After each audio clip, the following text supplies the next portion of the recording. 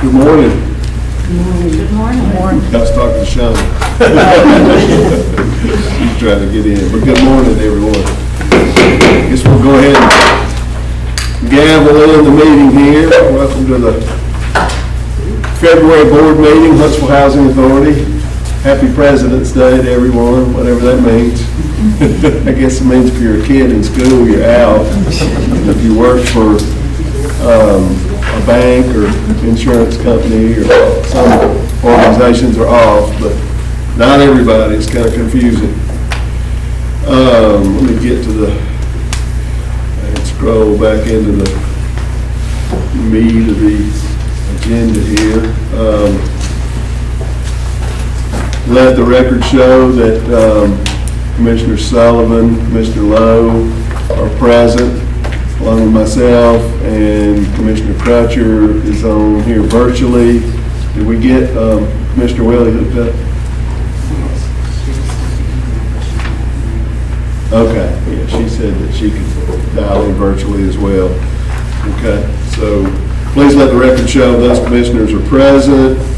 At this time, we would entertain a motion. You've all gotten your agenda, your board packages, and had a chance hopefully to review the minutes. At this time, we consider a motion for approval of the minutes from the January meeting. Motion for approval. Mr. Sullivan, Mr. Lowe, seconds. All those in favor, please signify by saying aye. Aye.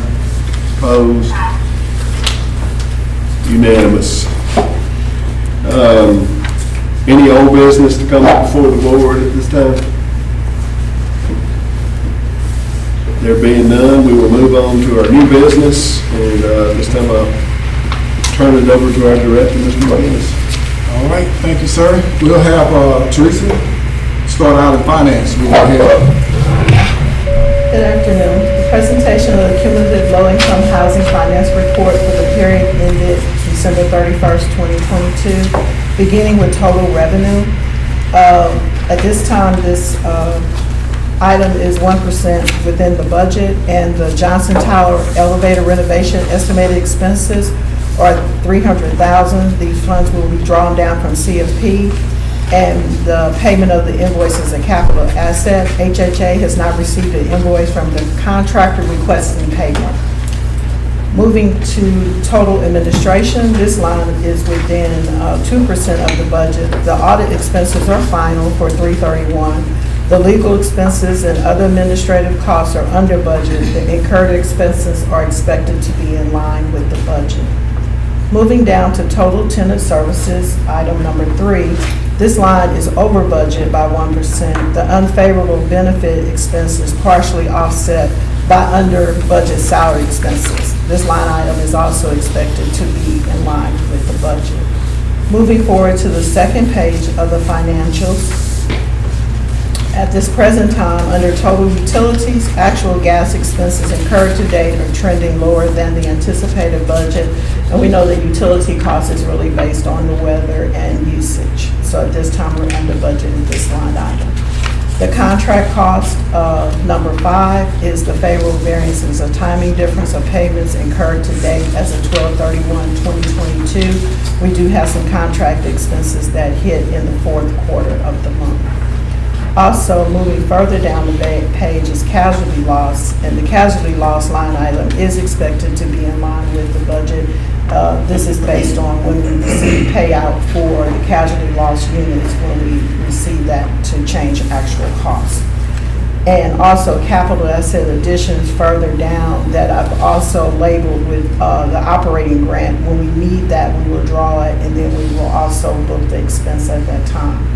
So overall, at December 31st, our increase in unrestricted position is $993,063.93 based on the prorated budget of $144,594.38. If you have any questions for me, I'll take those at this time. Just had a quick question on the revenue side.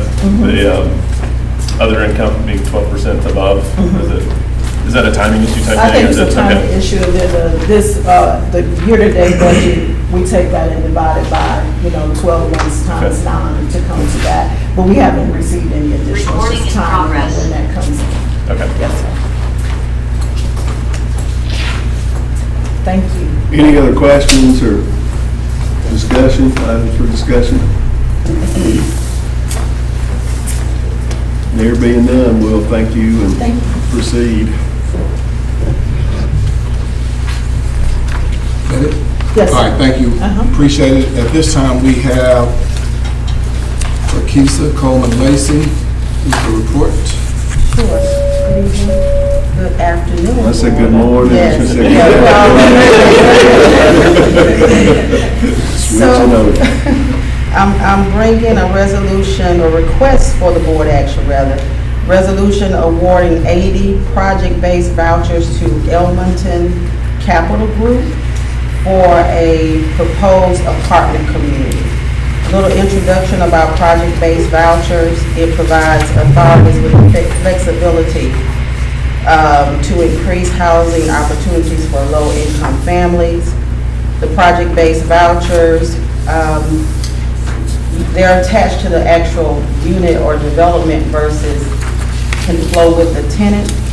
The purpose of this resolution, again, is to award 80 PBVs to Elmonton Capital Group. And it will also help us in our continuing encouragement of the production and preservation of affordable housing. Another thing, Huntsville Housing Authority would like to further its efforts in deconcentrating poverty, so that's why we're proposing the award of the 80 project-based vouchers. Justification, HHA issued a solicitation, and it was RFP 2017-26 for project vouchers located within HHA's jurisdiction. Elmonton Capital Group submitted a proposal for 80 vouchers. The RFP was reviewed by a committee, and the committee recommends awarding those 80 project-based vouchers to Elmonton Capital Group. There will not be an economic impact to HHA since we will not be increasing the number of vouchers allocated. So at this juncture, we're recommending that the executive director, CEO, awards the 80 PBB units to Elmonton Capital Group for Tupelo Flats, a proposed 80-unit apartment community, and authorizes the executive director, CEO, to enter into an agreement to enter into a housing assistance payment contract, and once the construction of that is complete, enter into an official housing assistance payment contract with Elmonton Group. The resolution speaks for the same. It gives an evaluation criteria that was deemed on how Elmonton was selected. And those points range from your property ratings, your development ratings, your unit ratings, and the case management services of that. Along with your consideration, we attached a chart that gives you the number of project-based vouchers that we have participated in comparison to the project, the type of project, our partnering entity, the funding sources, and the address. To further display our deconcentration efforts, you would also see a map of where those project-based vouchers are located. So again, we are heavily concentrated on making sure that we provide or submit our efforts to the cause of making sure that we don't continually concentrate poverty. So we've chosen, the areas that were chosen were somewhat outside of the city limits to do that. So again, I'm going back to ask the board to approve those 80 project-based vouchers for the Elmonton Capital Group. I got several questions, but I wanted to start off maybe with a little education. I have some questions just about that, about project-based vouchers, but I know Commissioner Lowe and Commissioner Crutcher seem to be really quick studies on picking up things, but it hit me as I read this, it's kind of confusing, the difference between housing choice vouchers and the project-based vouchers. Obviously, as you stated, it's in the resolution here, the vouchers go with the property. If they're project-based, they're designated for that particular unit. So one question, just to start kind of with maybe some others that may come to mind. If a unit has a project-based voucher, but a prospective tenant comes in and they want to rent the unit and they don't qualify for the subsidy, they just want to rent it at market value, is that acceptable to the landlord, and is there just no voucher issued at that time? How does that work? So for me, the easiest way to remember it, is when we provide project-based vouchers to a development, regardless of how that rent raises, it has to stay affordable. So we go through that justification of what that voucher will carry, meaning the weight, meaning the financial measurement. Right. So if a unit is deemed to be at $100 per unit, and we provide vouchers to that development, then that particular unit has to always remain $100. But again, it changes, the rent rates changes, and so our voucher go alongside that. So if the rent rate change, then you have, the voucher will also be accommodated to that. But that unit has to remain that price. They can't exceed whatever the voucher amount is. And I hope I answered you. You did, but I'm still kind of confused. Let's say somebody makes $250,000 a year, and they obviously don't qualify for any kind of subsidy, and they want to rent that unit. They wouldn't get the unit subsidized. No, they will not get that unit because it is an income category that comes along with the vouchers. You have to make a certain amount of money to be able to, one, be issued that voucher. So they wouldn't be eligible to rent the apartment They at all? will not be. So that leads to my bigger question. I get it. I love the fact that we're spreading out geographically, but we're talking about deconcentrating poverty. And if you're looking at all of, I asked the same question. We discussed it the other day when we had done this on the Dry Creek, the 80 units in Harvest, and all 80 are project or voucher. So you're not really deconcentrating. It's like all of the units of the 80, and in this case, the same thing would be subsidized units. Yeah. So we're not creating mixed income. We may be deconcentrating poverty to a certain degree, Sure, but it's not we're actually mixed. kind of doing both. So you have to think about the geographical area, not just the development within itself. So you have so many other multifamily developments around this particular development.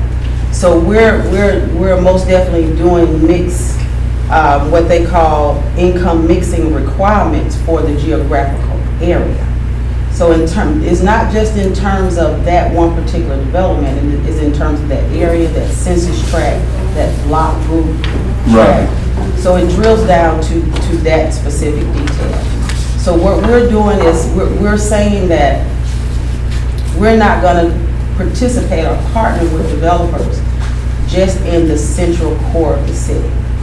But you're still looking at potentially pockets of poverty, just like Cersei Homes is. It's surrounded by these high-end apartments, but everybody that lives in Cersei Homes is, in public housing.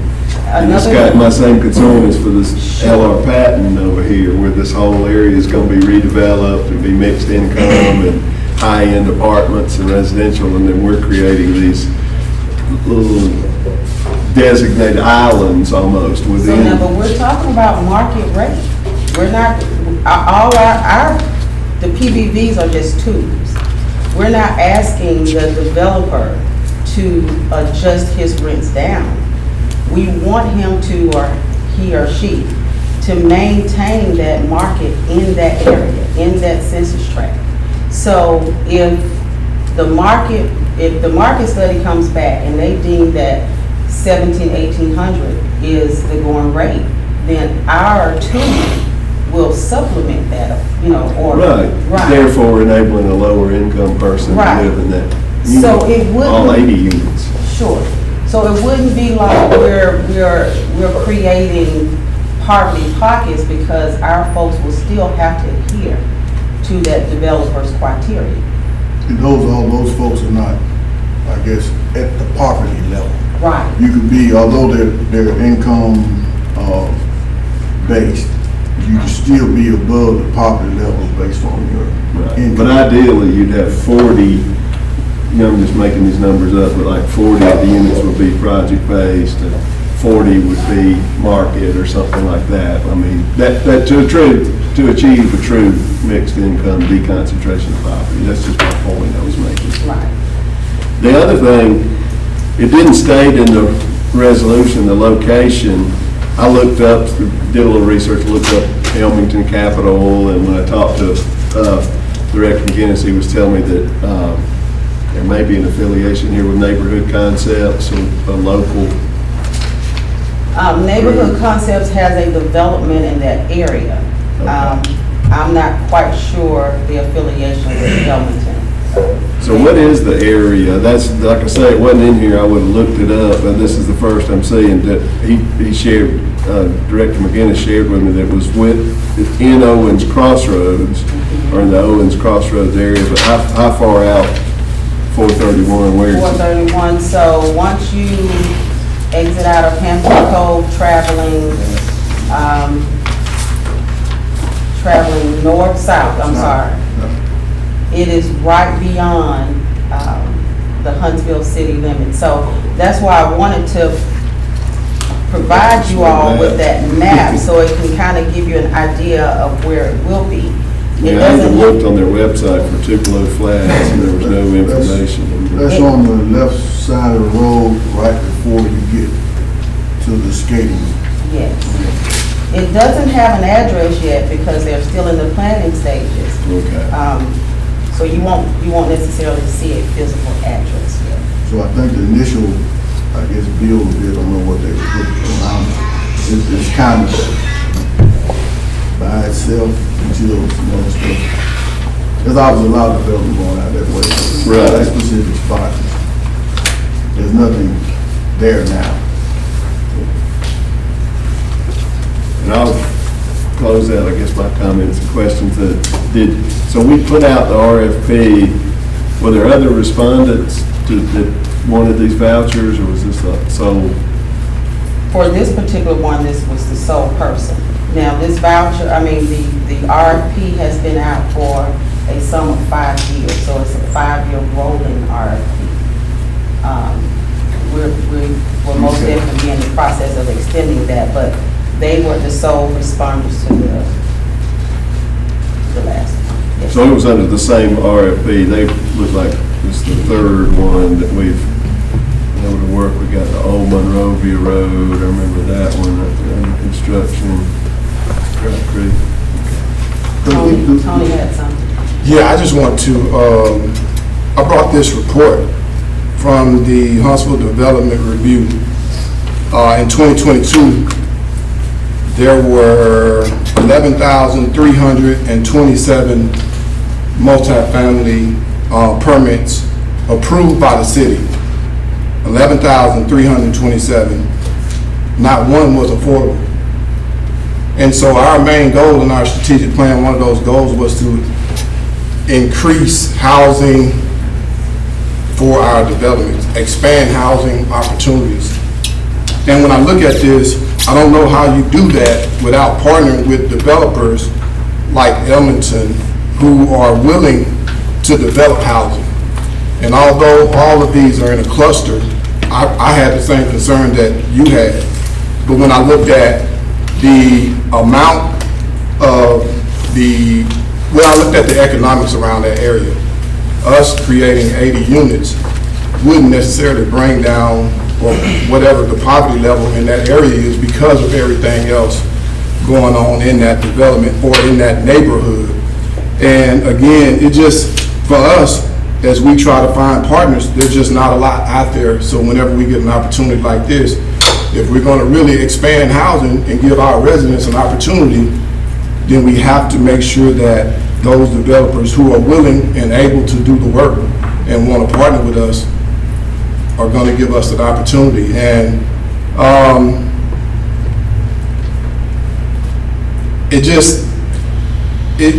when I look back at these 11,000 units again, and I realize there's nothing that anybody's going to do for the residents that we serve.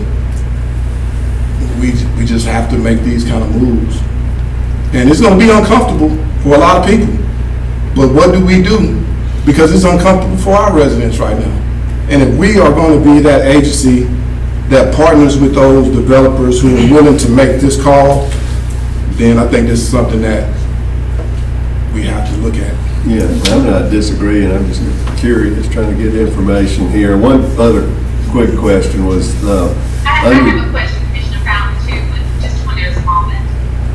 okay, let me ask this real quick. The development rating, it looked like they had a really good score, 91 out of 100. The only area that they really were a little bit off was development and the property rating. Was there something that was not that desirable or that lacking a little bit in the development rating?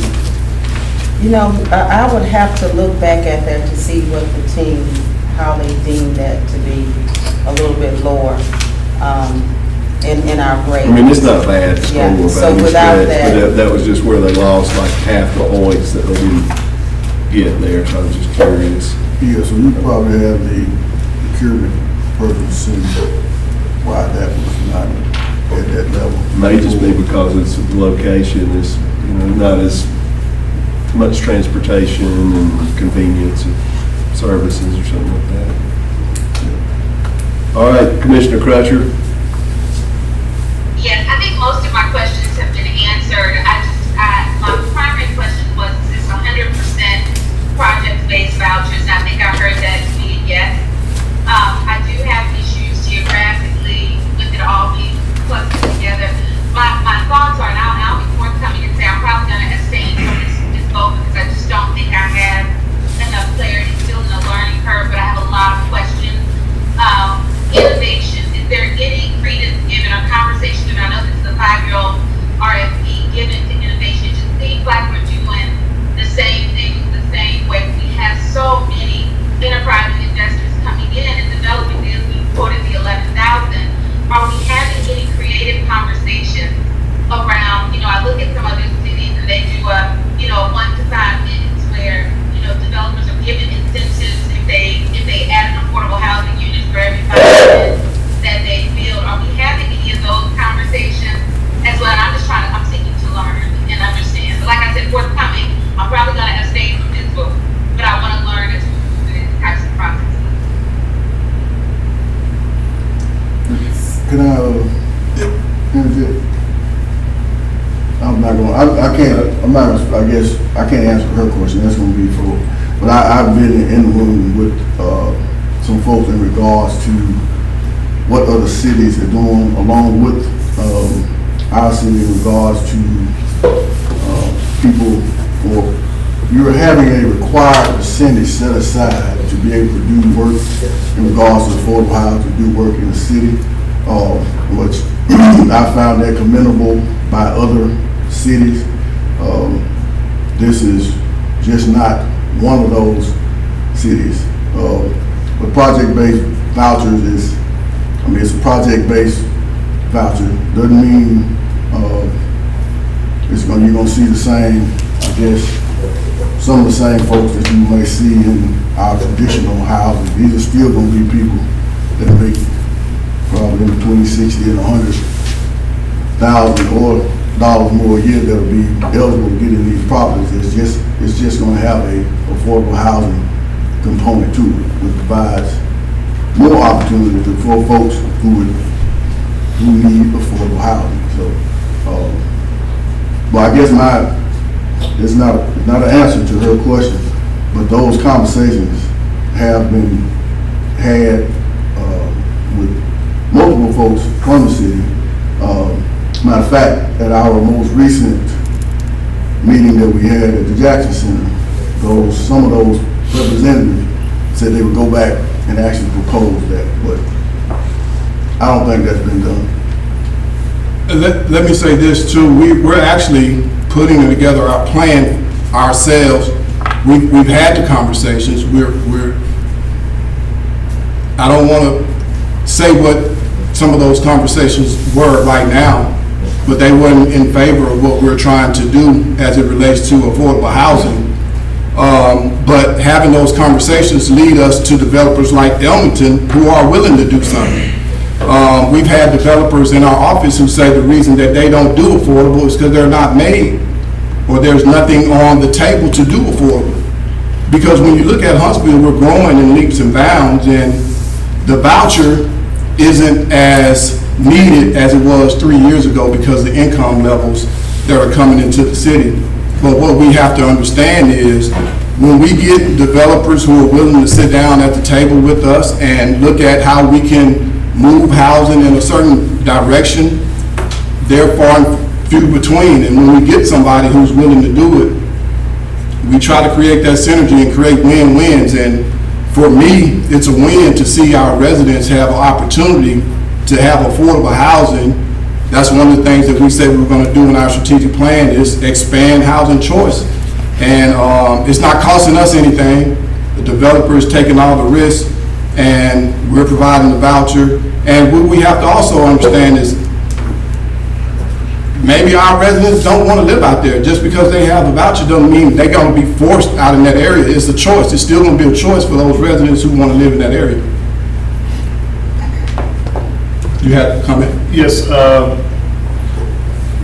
great presentation. The thing that I would like to add as we talk about deconcentrating poverty, if we're only adding 80 units to a specific micro market or a sub-market, if there are 800 or 1,000 market rate units coming online, really what we're talking about is adding 10% or 5% for affordable. So it's not, we're really diluting. It's not like we're talking about we're going to bring 500 units to Hampton Cove. 80 units is just a drop in the bucket. I think it's a perfect location with respect to the amount of units that are coming online. So I think that we should consider that as we consider, not necessarily considering if we're concentrating poverty so much as how do those 80 units stack up against the overall micro market of units being developed. Thank you. Now, I'm not sure your question's been addressed here. Has it? Have you gotten your answer? Well, again, we are having a conversation. I have not, but I have. And I'll seek to understand that. Thank you so much. You're breaking up, you froze, and I got a couple questions. So the 5-year RFP, if it's a rolling 5-year RFP, when does that terminate? It terminated in November, so we're in the process now of evaluating that RFP to make sure that it's capturing everything that we would like it to. One, mostly the information from our current developers, what are they looking for? What would our market accept? So we want to make sure that we go through that RFP to update it, to revise it, to make sure it's capturing what we need. So we'll probably fairly quickly turn back around and open up another 5-year window. Yes, sir. And that potentially is an opportunity to think forward on some of, listen to the community of developers, which they're the ones taking the most risk, but at the same time, seeing if there are some innovative ways, what Commissioner Crutcher maybe talked about is that an opportunity to add on some of these bonuses, something just to kind of steer incentives in a certain direction? I would say it's gonna take more than the housing authority doing it, because right now, when you start looking at the amount of vouchers that we even have available after we do this, if this is approved, then we only have 37 project-based vouchers left, because you only can use 20% of the vouchers that you actually have in your portfolio. So this is just one of the ways in which we're trying to expand housing. But the bigger conversation is going to be in our plan that we put together, because when you start to think about We have close to 500 people on the public housing waiting list. We have over 300 folks who are out looking for affordable housing right now who actually have a voucher in their hand and they can't find a place to live. And for me, it's more about, and I don't want to make it about me, but it's about those who are willing. And there are not a lot who are willing because nobody's making them right now. And if we can create incentives, that'd be great. But the people who are at the table right now are the ones that we pretty much have to play ball with if we really want to expand the housing and make it equitable for the residents that we serve. Yeah, no, I hear that. And one of the questions I had that's actually kind of answered with this was, what is the 20% number? So is that we have 396 that are available to play for No, project-based vouchers, or is that? We have, if we approve this one, we'll have 37 left. Okay, and how does that play into the calculus of some of these other ones, the Mill Creek, Sparkman Homes? I mean, are they, we've got, they're not asking for any project-based vouchers, or that's all we have left to play? That's all we have. Chips-wise, you know, that we can play them? So what we'll be able to do is once we finalize our Mill Creek Choice Neighborhood Initiative Plan, we have a Faircloth limit that we could actually convert some public housing units into vouchers if we choose to do so. And I think we did a calculation today, that was about 145 units that we'll have to play with if we choose to go back that route. Okay. Plus the 37 that we'll have available. Do you have anything else? No, that kind of clears up most of what I have. It was really just what is the 20%, because since that was stated in here and what's left, and so that this has been helpful with that. But I agree, I mean, with zero in the city in 2022, if we're the mechanism to get some energy going forward, it seems like we need to lean into this.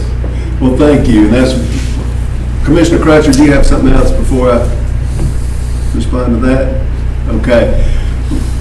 That was my comment I was going to make as well. You know, I would love to see an affordable housing ordinance where there's a percentage of units with the new ones coming online be affordable. But, you know, this is kind of deja vu. We keep having this conversation and we're complaining about it and then we're not getting any traction. But I don't think we've really made a coordinated ask either. I think, and I see the passion that you have for it, and you get, you know, we get aggravated when we have these conversations with individual people, but if we're going to do this, I think when you and I talked about this recently, I mean, we need to have a strategy, we need to get our ducks in a row to make a coordinated ask, and we need to have some people to champion that are in the position to make it happen in planning and at City Hall. Us sitting here complaining and saying it's not fair and it's not right, that, you know, we'll be doing this 5 years from now. It's just not going to happen. So Tony and I are part of an affordable housing group that the city put together, right? So we have been, you know, meeting and talking in depth about different initiatives that we can take. So those conversations and the strategies are sort of already in place. I think the biggest thing is for the champion to now come through. So maybe this board could be that for us, to be able to champion the idea of doing set-aside as it relates to affordability, or be the champion of a different type of housing development outside of just multifamily. So we're already in those conversations, a part of those meetings, but the champion is what we do. Well, and I do think the board would be very open to, if you come with a plan and you want to talk about it and we orchestrate something, I think everybody's ready. And I mean, if we're going to go there, we've had those conversations and people are more concerned about how loud mufflers are and how, you know, it's not for these people. And we've had those conversations. And I mean, the Housing Authority can't be the champion without other people who are going to go to bat for us, because this is what we're supposed to do. We're supposed to do affordable housing, but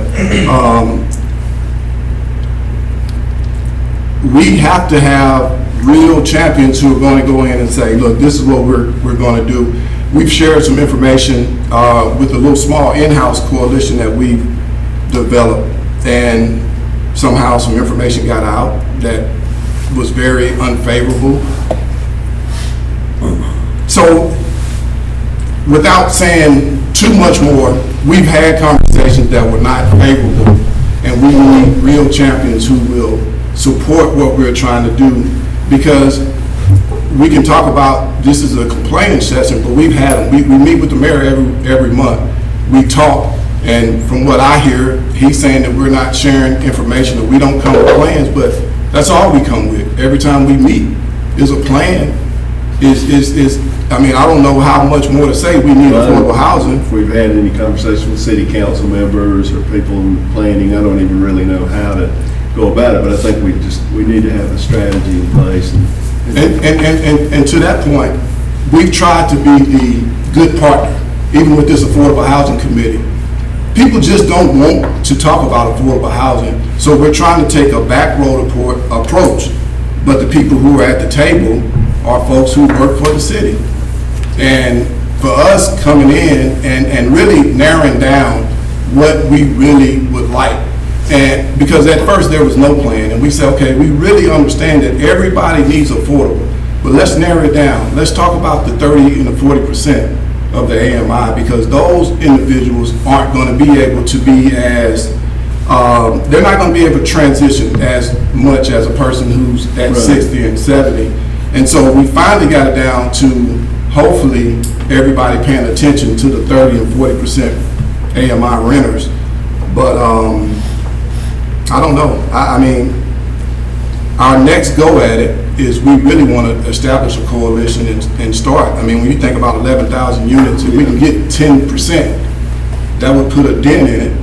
But when you open it up to 10%, that don't mean it's going to be our residents, because now you open up to 10% affordable. That's still probably not going to move the needle when it comes to our residents. So, Well, I think this is One of the reasons I like this proposal is that we are strategically playing our chips in a manner that we can control, and then we can come back and say, we're trying to lead.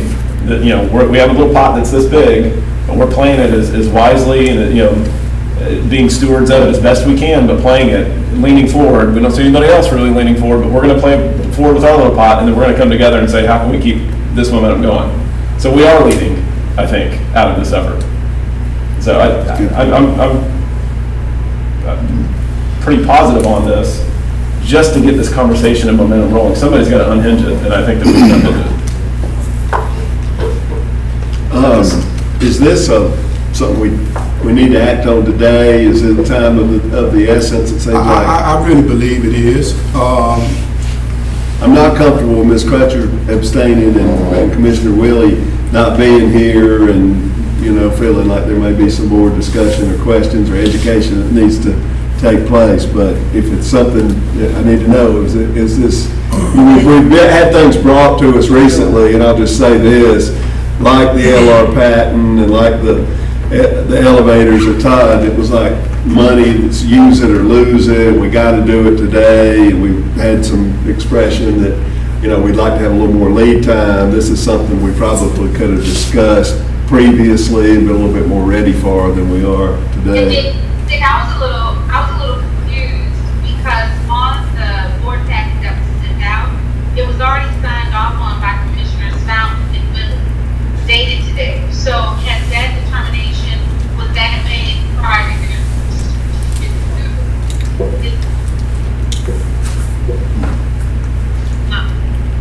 She's frozen up again, breaking up. Is that? Well, to answer your first question, yes, I would like to see us take action today. This would determine how Ellenton will move forward, number one. And then again, it would help us to just move forward in our plight too. So yeah, they're developing Yes. plans and Yes. arranging financing and all those things, and we need to. But I will say, I mean, having a little more lead time to look at things and discuss them as a board when we know it's coming would be helpful. And I'd like to add one more thing too. If you look at the chart that I provided, Elmerton has been a very strong partner for us. They are in in the stages of developing 2 additional properties outside of the 80 units that we're proposing today. So they have been a group that you guys have settled on and approved before.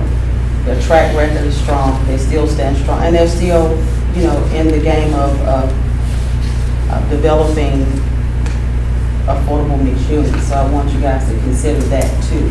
Right. They've been a partner with us for a while, so you guys already had a chance to vet them in the past. Yeah, I had a history of, we were talking, they responded to the RFP we had out, and we had the committee for the Sparkman Homes redevelopment, and looking at their website, I mean, they have a track record. They've done a lot of developments in the southeast. So I would hope that would help you guys consider moving forward with an action today. I guess I would propose, I guess if, because we used to do the committee meeting or meetings a week prior to. Right. So we may need, since we have some new folks that get more educated in the process, I just recommend we go on those meetings. When we discontinued them, it was going to be on an as-needed basis, if there was something we needed to discuss and that kind of thing. I think you're right. Yeah, so we probably should go That's a good back point. to that until definitely the new board members are comfortable with us showing up on the day of the board. I think that would help. I know a lot with some of the questions that Ms. Crutcher has had in the past, and, well, anybody. But I think that'll be a great. Absolutely, I agree. That'll be a great. Back to your question, have Commissioner Willie and I already signed off on? These are just the control documents. So nothing has been signed off like a resolution or anything Okay. like that. So, Did you hear that? Okay, very good. All right, thank you. All right, then. It sounds like we need to move forward if we got the majority here, which we probably do. Are you going to abstain? I am gonna abstain. I just need more time. I don't wanna hold it up, but I think you guys have what you need to pass, but I think in good conscience, I need to abstain. Okay. Is there a motion for approval of the resolution as presented?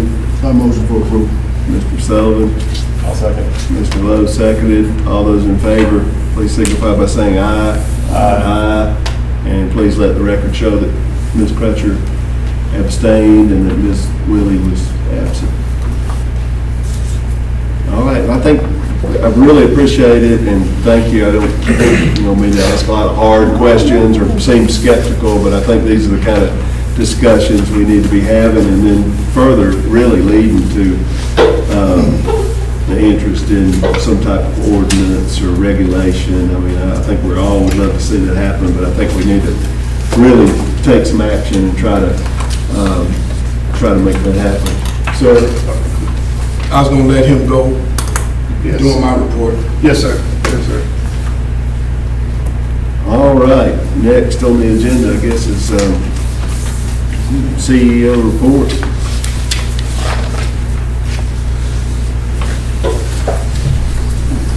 You had something? Yes, sir. You can take a few minutes. Okay. Well, not a few minutes. Okay, it'll be brief.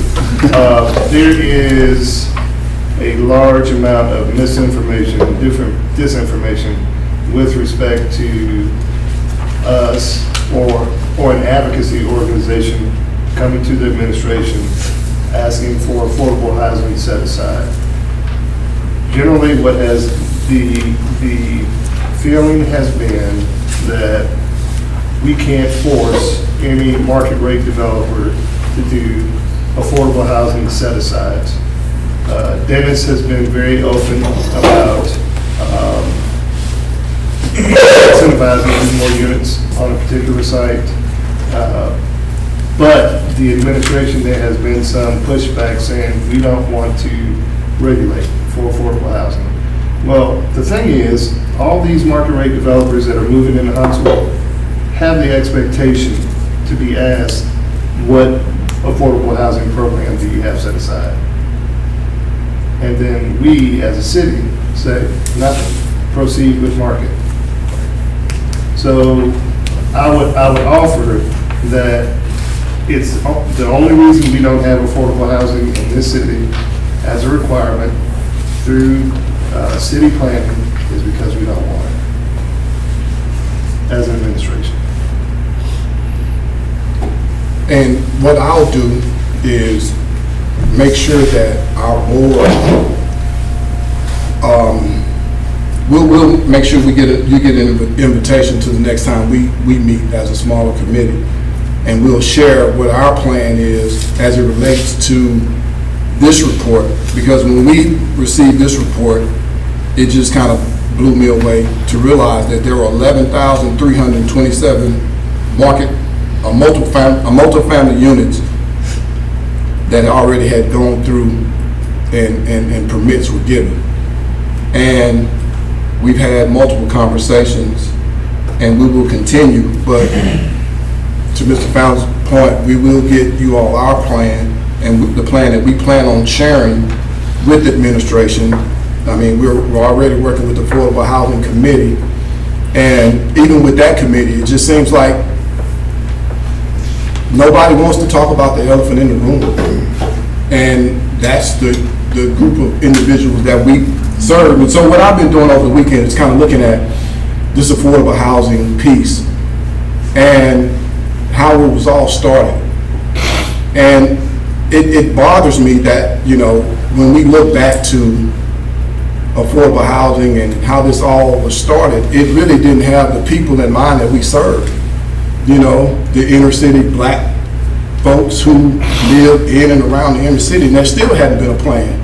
And so I'm now more pumped up more than ever now to really figure out what do we do so we won't be at this same place 30 years from now. What do we really do to move the needle in such a way that we do desegregate or decentralize poverty within Huntsville, this #1 place to live in the country? What do we do to really move that needle? And having these ordinances, having these committees, that's one way we do it. But the other way is to partner with agencies who provide resources to our residents so that they can get up and out. Because I feel like one of the other ways to decentralize is allow individuals to make a livable wage so they can go out and buy their own home, so they don't have to worry about some of the stigmatisms that they get when they go out into this community and look for housing. And so what we've done is created this community resource guide, which is going to be good because I think we have an opportunity to hold individual organizations accountable who want to come into the community and work with us. This is our first draft of this resource guide. It's going to give us an opportunity to hopefully build those residents who want to be built up in such a way that they can become self-sufficient. We want to make sure that there are partnerships within every community that residents can walk to. If they can't walk to them, we'll make sure that they are provided transportation to get to those services. Because again, if we're going to build a community, we want to build our residents so that they can take advantage of the opportunities that are right here in this community, where they can make a livable wage, where they can go out and become first-time homeowners. We've had more people close on houses in the last year than we've had maybe within the last 5 years within the organization. And so we're going to keep moving. It's not just going to be expanding multifamily, single-family home ownership, whatever we can do to move the needle so that residents will have an opportunity to become a part of this great city that we live in. And we also have the Envision Centers that we're renaming possibly to Campus of Growth, where we're going to focus on economic empowerment, educational advancement, health and wellness, and character and leadership. We really are going to be intentional in doing what we need to do to build residents up so that they can go out and make an income for themselves. We just got approval last Friday that our nonprofit is now a 501c3, and excited about that. So we'll be able to get donations. People can support what we're trying to do. And it's going to take all of us being intentional. It's going to take all of us really making sure that residents understand what's available. We're going to make sure that we have a community calendar so that when events happen, we'll know about them, and everybody will know about our events as well. And we're really just going to try to communicate in such a way that information is shared with the greater community. And in sharing that information, I want us to make sure that we focus on 3 talking points. And those talking points will be that we want our residents to understand that the safety, health, and well-being of our residents is our #1 priority. We can't do business like we've been doing business. Yeah, we've been a high performer, but what does that mean when it comes to our residents? They need to know what that looks like. We also want to eliminate the negative influence of poverty in public housing. If we're going to be real, this is why we don't have developers who are willing to come to the table, because there's always been a negative influence of poverty in public housing. You don't hear the good stories, so we're going to make sure that we print good stories, that we get out and we share our message in such a way that we can eliminate that negative influence. And then we want to make sure we encourage our residents to take advantage of the many opportunities that are in place to help them transition from a state of dependency to a state of self-sufficiency. Not only are we going to expand housing, we got to build people up, because the more people are built, the more they feel like they are made to go out and be a part of this bigger community, the better it's going to be for us. And then we can really start to help those who are really, really in need. I mean, there's a lot of folks right now who live in these neighborhoods who are in need, but there are some folks who really need our service. And we got to get some people mobilized to the point where they can get out and they can apply for some of these jobs at Toyota, Mars, or Facebook, or wherever they want to work. And we can't keep doing business the same way we have. And I know there are going to be some people who need public housing, but we don't need to figure out who those folks are. I can imagine somebody saying that was going to be my plot in life, that I was going to always live in poverty and public housing. But that's not what we are here to do. We're here to expand housing. We're here to make a difference, and we're here to use the chips that we have on the table. And now we'll get some conversation moving. People to start thinking, okay, they're serious. And the only way we do that, we use what we have to move the needle. And that's my 2 cents. Thank you.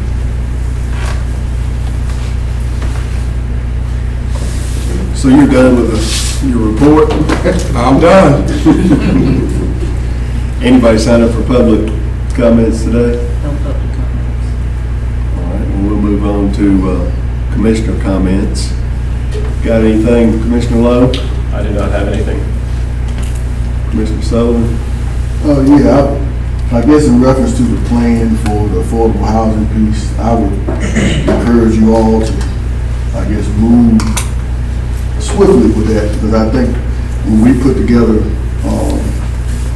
this plan, when we can educate and ask other people for what we need to assist us in moving forward, and then allow for your board members and everyone else to hear what the key players that I see that will help us move this forward in regards to policy and regulation, which will be the city themselves. So I think we all need a plan, provide that to them, hear what they have to say, whether it be good or bad, so we can move forward with the job that we have to do within housing authority. Because I don't want to keep sounding like it's emotion.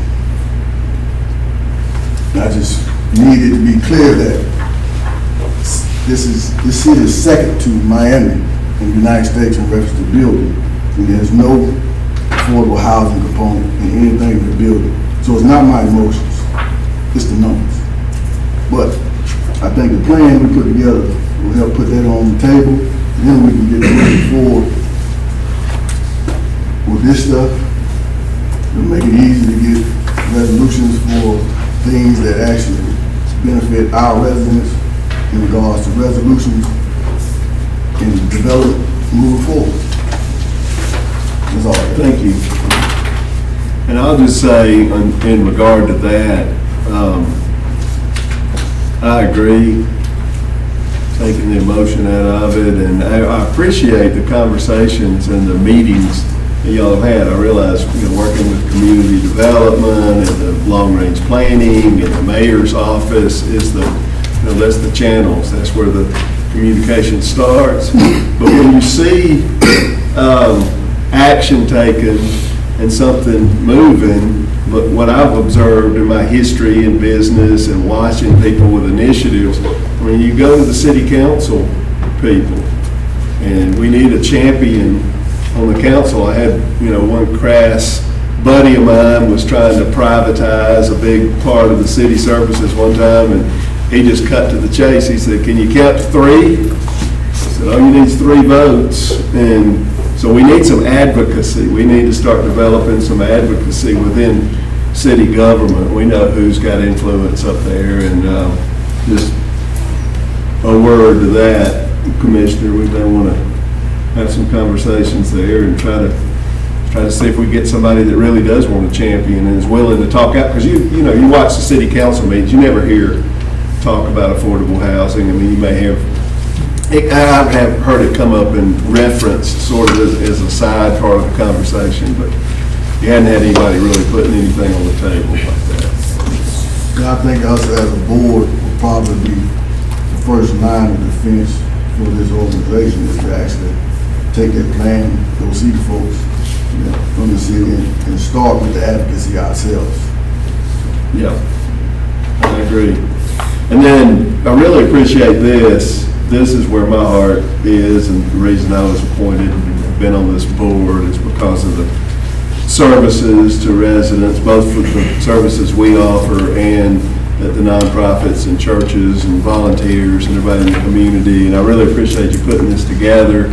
I was anxious to get it, as we talked about. I had a prospective donor who's very interested in providing some funds potentially for Center for Growth, Vision Center. But I will say, I mean, this is all relational and require, I hear us holding agencies accountable and them holding us accountable and we working together, but it's communication and this relationship. It's also hard work, I mean, we gotta have people that are really working with and these agencies working to provide the level of service that we're talking about. And I go out a lot of weekends. I was out this weekend at one of our sites and saw some amazing things going on. The scouts were taking a whole group swimming Saturday afternoon. They just got back from a ski trip where they took 21 kids up for an experience. I've never snow skied, so I don't know a lot about it, but they took them up to the ski slopes, and the kids had hardly ever seen snow and never had a chance to ski. And there was a group of people. They had items they were giving away, household items and clothing and stuff, and they were feeding the community, and they were cleaning out the facility. There's all this work, different churches and volunteer groups going, and I didn't see anybody from the housing authority there. We did have one of the maintenance guys was out there, which was impressive. The property manager and maintenance person participate, but I think we really need to be looking at that and having a commitment throughout the agency and, going along with that. I mean, I wonder about our operating hours. That's something I think we need to look at. Being closed on Fridays is nice, and I've heard from different people it works really well, but a lot of times the work that goes on with these nonprofits, when volunteers, it's when those people are off work. So it's after hours, or it's on Saturdays, or maybe even Sundays when some of the churches come out and all. So I just think we need to be looking and be intentional about doing what makes sense, where we're really looked at as an agency that wants to receive help and assist and work as a team in the community. And so I'm not proposing any changes like that today, but I've been disappointed in some things I've seen from the nonprofits and from this agency with, you know, I told the story here about the little boy telling me that I lied because I told him something was gonna happen in his neighborhood, and it didn't. And I've seen other things where, you know, we promised a bunch of kids we were going to a basketball tournament, and then the week of the tournament, we didn't have our act together and just didn't get it done, and other examples of that. So I'm looking to you, I'm not talking to your staff, this is a board meeting, and talking with you, but I want them, I'm glad they're here, because I want them to know that you're getting this kind of pressure from your board to make these things happen. You're welcome to respond to that. Yeah, and again, for me, I'd say opportunities that happen in the community, we need to know about. Right. Because that's my whole point in trying to make sure we hold everybody accountable. There are things that happen in our neighborhood sometimes that none of us know about. It doesn't give us an excuse not to attend, but if we don't know that they're taking place, we can't be there. And so I agree 100%. we have to make sure that not only do we hold our staff accountable, we hold everybody, and that's I think that creates the synergy that we're looking for. Everybody's going to be held accountable. You know, if we're going to do this and we're going to move the needle, everybody has to be held accountable. And it starts with me, you know, and you got to hold me accountable, and I got to hold everybody accountable. And at the end of the day, if we're going to make sure that our residents get what they need, then everybody's going to have to play a major role. I had a staff meeting this morning just talking about that very thing. We got to move the needle. We don't want to see residents feel like they're trapped. We don't want to do business as usual and have people think that somebody always has their foot on their neck. We got to start holding folks accountable, and that's what we're going to do. The only other thing I had is looking at the community guide here. Obviously, you know this better than anybody, there's a lot of other partners that need to be brought in. We didn't have a listing for Huntsville City Schools. They may be included under City of Huntsville. And, you know, talking to some of the nonprofits out there, I talked to two last week, and they're struggling with that relationship with the schools. But everything we're doing for these youth and these youth development programs and early childhood education and all these things are, you know, to benefit the school system and to help them. And I know you have regular conversations with them, and something we need to work on, but we don't need to forget that the city schools is picking up our kids in the neighborhood, on the bus, taking them to school. People criticize some of their programs, but it's a pretty robust opportunity to go to the schools that we have here in the community, and they're providing a lot of resources. So that's something I'm personally taking on, want to build on that and help open up the communications between some of our partners with city schools. Yeah, we meet with school, I think bi-monthly right now. And so I don't have a problem with the school system. I think we might be one of the only organizations that doesn't have a problem with. Well, let's put them on here as a partner, and list them as one of our main partners in our community resource guide.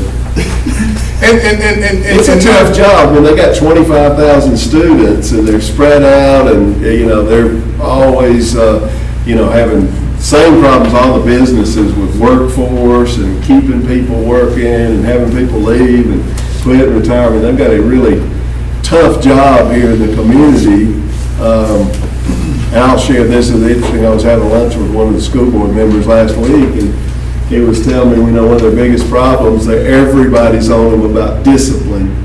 And he said he personally hears from all these parents from all different socioeconomic levels and different neighborhoods and different schools, and it's like constantly the parents are saying that their child didn't do that it's the school being unfair, and that, you know, everybody wants discipline and wants the classrooms to be well behaved and everything, but then, you know, we need to I'll step back sometimes and look at how tough a job they have, and for our neighborhoods where we're the landlord, I mean, encourage the parents to get involved and not to be intimidated by going to the school and assisting them in relationships with the schools, and not, not necessarily always thinking that the teacher or the principal are the bad guys there. That was kind of out of line. That was sort of editorial and opinionated. But I guess as the chairman, I reserve the right to say what I want to sometimes.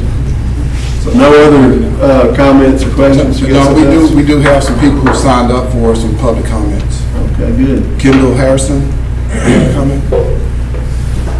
Hey, Can you tell us who you are and where you're from? Hey, good afternoon. I'm Florence, Alabama. I'm Kendall with Rocket City News Huntsville. Just want to kind of give you guys a brief description of what we do.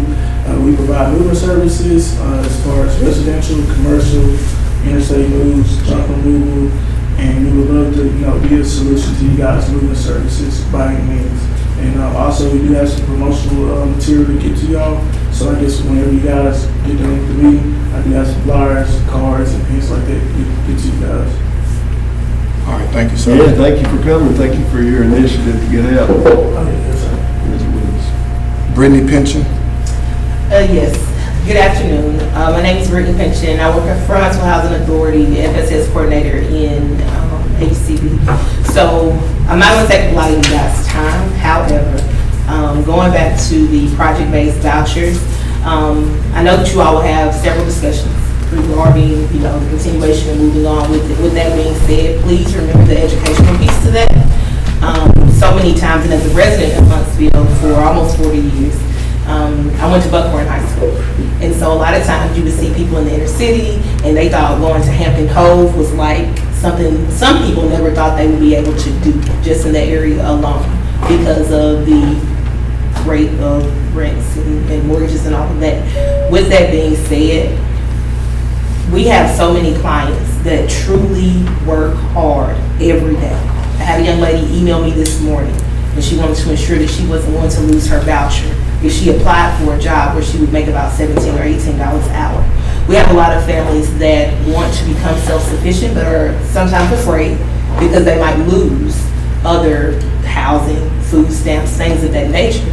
And so one of the things, I came aboard in June of 22, but one of the things that I've seen so much is how many families that are so concerned about their children's education. And I think prior to coming to the Housing Authority, not to say that I had a stigma, but I didn't understand it as much as I do now. Education is so important. If we really think about it, we have some schools now that are underserved schools, Title I schools, and nothing is wrong with that. However, they're able to send their kids to a different school just to get a better education. However, they might lack transportation, or they might lack, so it's a lot of barriers that come into place. And so you shouldn't have to go out of your school district or zone just to be afforded the education that everyone deserves. With that being said, graduation rate, I'm sure would increase if going out to some of the rural areas or outside of Huntsville city limits. Decrease in crime. Sometimes we don't think about that, but that can happen when your environment plays a huge factor in everything that you do, not just as a child, but even when you get older. And then going to college, the rate of kids that go to college when they are afforded a better education. And nothing against the Huntsville City schools or Madison County schools or anything like that, but let's be honest. A lot of times, the schools in which our kids are attending, they have barriers sometimes when it comes to education. I understand that starts at home, but environment plays a huge part. So thank you all for the consideration in that, just as a staff member. So many times, choices and decisions are made for the people that we serve without the people that we serve being present. And so thank you guys for even opening up for staff to come in, the public to come in. It's greatly appreciated. We call that prescriptive thinking. People are prescribing what they think somebody needs. Yeah. Yeah. Yeah. Thank you. Thank you. Anything else? No further business, will stand adjourned.